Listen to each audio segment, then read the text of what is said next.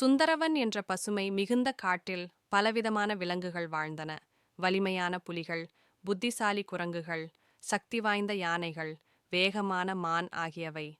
அந்தக் காட்டில் ஒரு சிறிய அமைதியான ஆந்தை இருந்தது. அதனுடைய பெயர் முத்து. முத்துப்புலியைப் போல வலிமை இல்லை, சிறுத்தையைப் போல வேகமும் இல்லை. ஆனால் அவனிடம் ஒரு சிறப்பான ஆற்றல் இருந்தது, அறிவை விரும்பும் மனம்.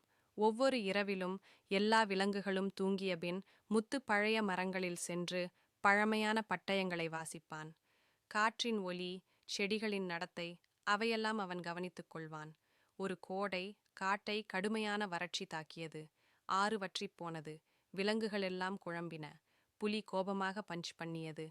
நம்மால் திண்ணமாகத் தோண்டணும், வலிமையிலதான் வெற்றி. யானை சொன்னது. வேறொரு காடுக்குப் போகலாம்.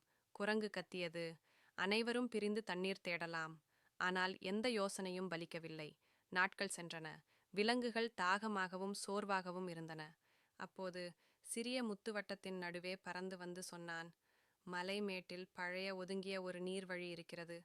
அதை பற்றி பழைய ஆலமரத்தில் நான் வாசித்திருக்கிறேன். வெட்டுக்கிளி மண்டபத்துக்கு அருகில் தோண்டினால் தண்ணீர் வரும். புலி கிழித்து பார்த்து நகைத்தது.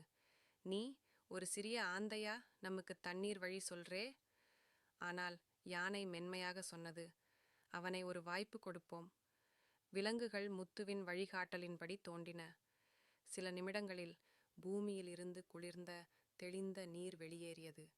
காடு முழுக்க மகிழ்ச்சியில் முழங்கியது. புலி முத்துவிடம் வணங்கி, இன்று நம்மால் புரிந்து கொண்டோம், உடல் சக்திக்கு மேல் உள்ள ஒன்று அறிவு என்றது.